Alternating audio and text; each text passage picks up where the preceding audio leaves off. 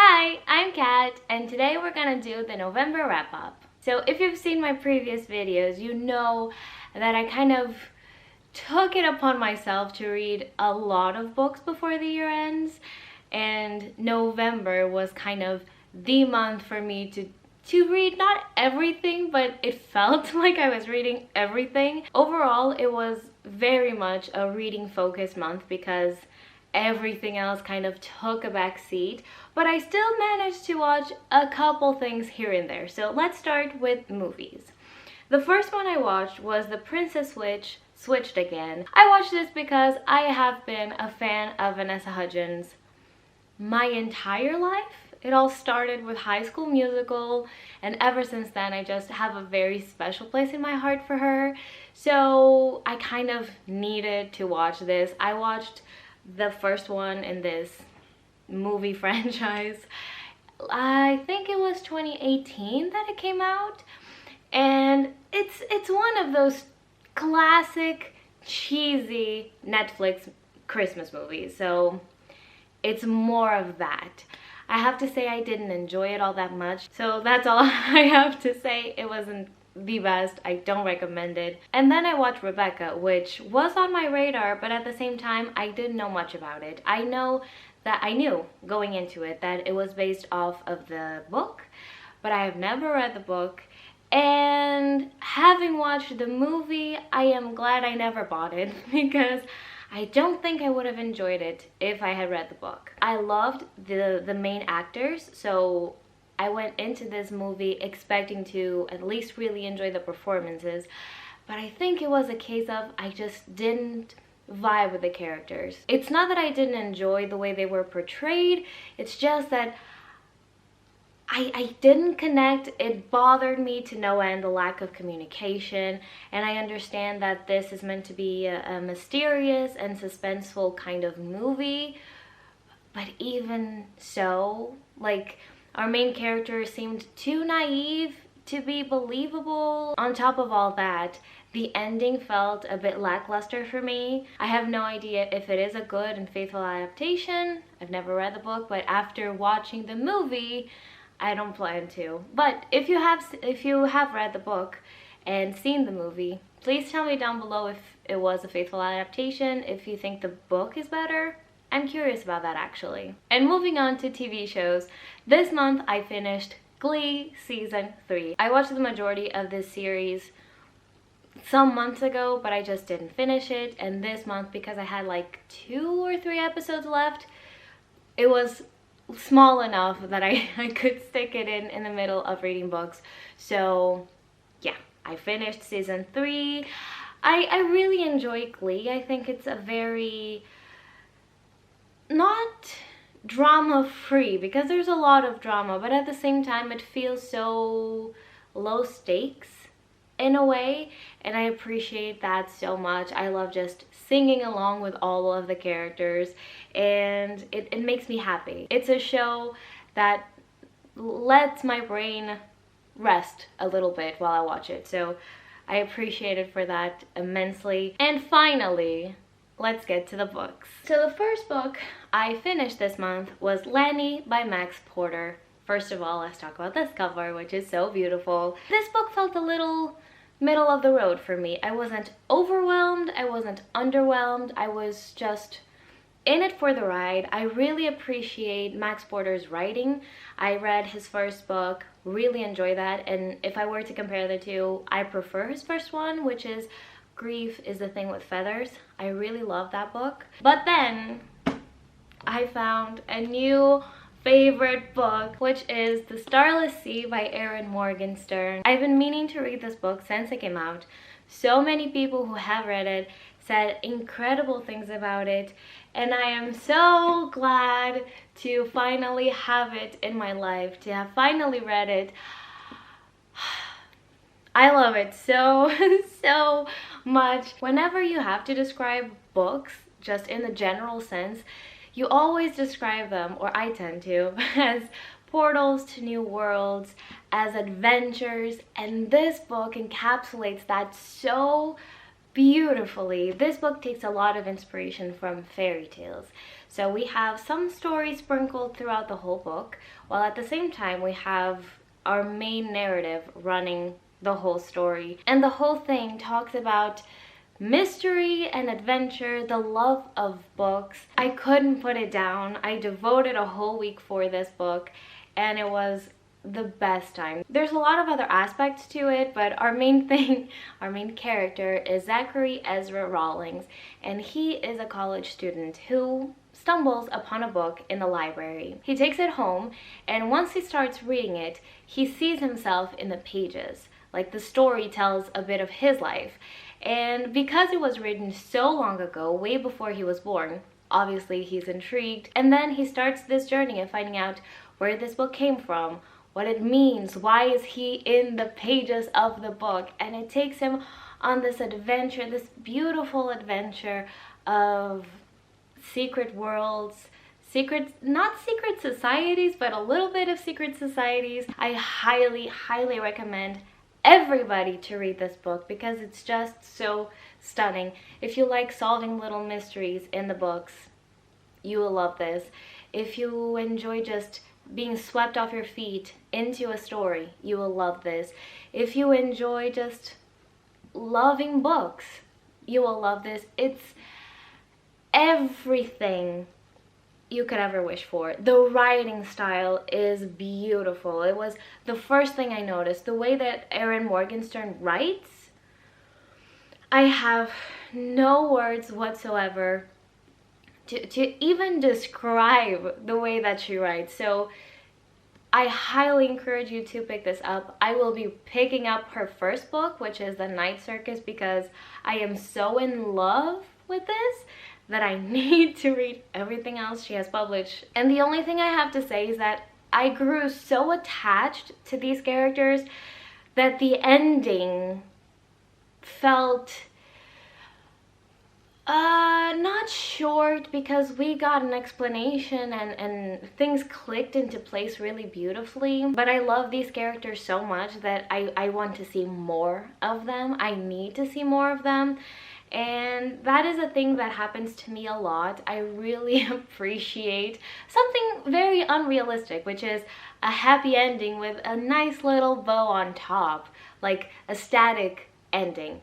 And this is not that. And it makes total sense with the whole story, because the whole thing of this is that stories have a life of their own, and stories grow outside of the writer, and the reader has a lot of power when it comes to the story that you're reading. And so this ending is perfect for this book, but at the same time, I just want to see more of these characters. So if ever Aron Morgenstern, if ever she decides to write a sequel to this book, I will be first in line, because I would love to see more from these characters. Then moving on to The Shadow of the Wind by Carlos Ruiz Zafón, which, if you know, you know. I have been meaning to read this book for years now, like a ridiculous amount of time. And I finally did it. I read this immediately after finishing the Starless C. And I think that was my biggest mistake, because I know these books have been compared before. It's a lot of that love of books kind of descriptions, but this has, like, this is not a fair comparison. None at all, because this book is so much better, at least in my opinion. Obviously, it's what I'm here to give, my opinion.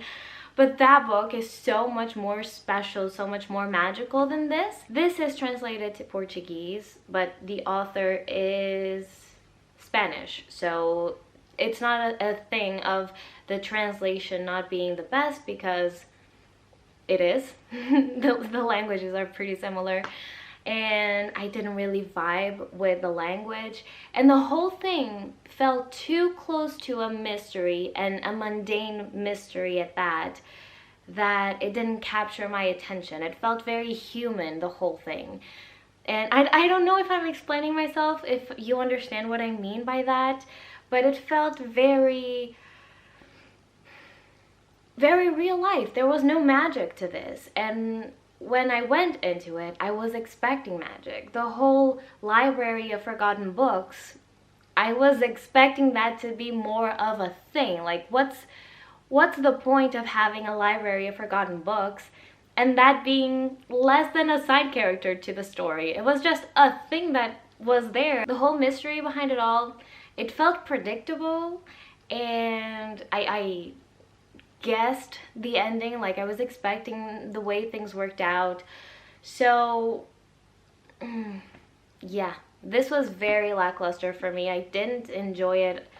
I think maybe if I had read them further apart in time, I would have appreciated this a bit more, but even then, I wouldn't have loved it ever, because it's too much of a mystery, like a straight up mystery, and I don't love those, so. But then, I finally finished The Blood of Olympus by Rick Riordan, which is the last book in the Heroes of Olympus series. And this was one of my goals for 2020, to finish this series. I have been reading this, I don't remember the year exactly, but I have been reading this for years. And last year I decided that 2020 was the year that I was going to reread the books in the series that I had already read, and finally read the ones that I hadn't, and get to the ending, because I love Rick Riordan's writing. I absolutely love his characters, the world, and the whole adventure side of things. So it was more than time, and I am so happy that I finally did it, that I finished it. This felt very appropriate and very safe in a way for my heart, because the magnitude of events in this story is so big that the possibility for people to just die, and people we love die, was way up high, and that made me really nervous. But at the same time, I really appreciated how Rick Riordan little by little took care of everything, and everything turned out okay, and I really appreciated that. So I have to say that I can understand what people say about this book that was very low stakes, but to me, it was perfection. The only thing I have to say about this book is that I would have loved to see from every character's perspective, like we saw in House of Hades, because that was so much fun. I know that maybe it wouldn't make sense for this story to see from every character's perspective. It wasn't as pertinent as it was in House of Hades, but being the last book and having that experience from the previous book, it would have been nice. I absolutely will be continuing on with the Rick Riordan books. Whatever he puts out, I will eventually get to it, because I love his writing, I love his world building, his character development, everything. And I'm just really excited and really happy that I finished it. And now I have the Trials of Apollo series to look forward to. And then we get to the Shadowhunter part of the video.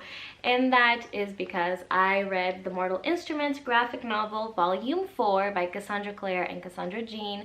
And this is an adaptation to graphic novel form of the second part of City of Ashes. And I just absolutely adore these books. I love the style of illustration that Cassandra Jean has. She is a very talented illustrator, and we have these illustrations at the beginning. Seeing her bring to life a story I already know and love is so fascinating, because I already know what is going to happen, but I love her illustration, so it brings a new life to something I already love, but in a way I already know I'm going to love as well. So if you haven't checked these out, do yourself a favor, because they are really, really great. The story lends itself really well to being adapted to this style of book, and the action-packed scenes, it's just so well done. And finally, we get to maybe the best thing that I read, and just a personal accomplishment, honestly, and that is Queen of Air and Darkness by Cassandra Clare. I have been meaning to read this book since April, which was when I finished Lord of Shadows. So here we are, November, and I finally did it, and every time I read a new Cassandra Clare for the first time, I am reminded why she is my favorite author. I am reminded why she can do no wrong. I am reminded why I love her. I love her books because she just excels at making me feel. I am already getting emotional and teary-eyed just thinking about this book because it was absolutely perfect. I love it so much. I cried once again. I laughed. This was not the funniest of her books because she is very funny when she wants to be, but this had funny moments, though not the funniest book. I absolutely loved it. I love all the characters in this. I just wanted them all to have a happy ending, which is what they deserve after everything they go through. They deserve the world and happiness and peace. Oh my god. Once again, Cassandra Clare has a way of dropping little Easter eggs and just making us excited for her next books and her next series. So already I am so hyped for the Wicked Powers, her series after this one. I am so here for it. Kid and Ty are the loves of my life. They are so precious, and already I can see the beginnings of what will be an incredible series ahead. Every book, every word that Cassandra Clare writes is wonderful. I cannot recommend this book enough, even though it is 900 pages. It is 900 pages of perfection. There were battles, there were confrontations, but it was just enough for me to enjoy it and not be bored.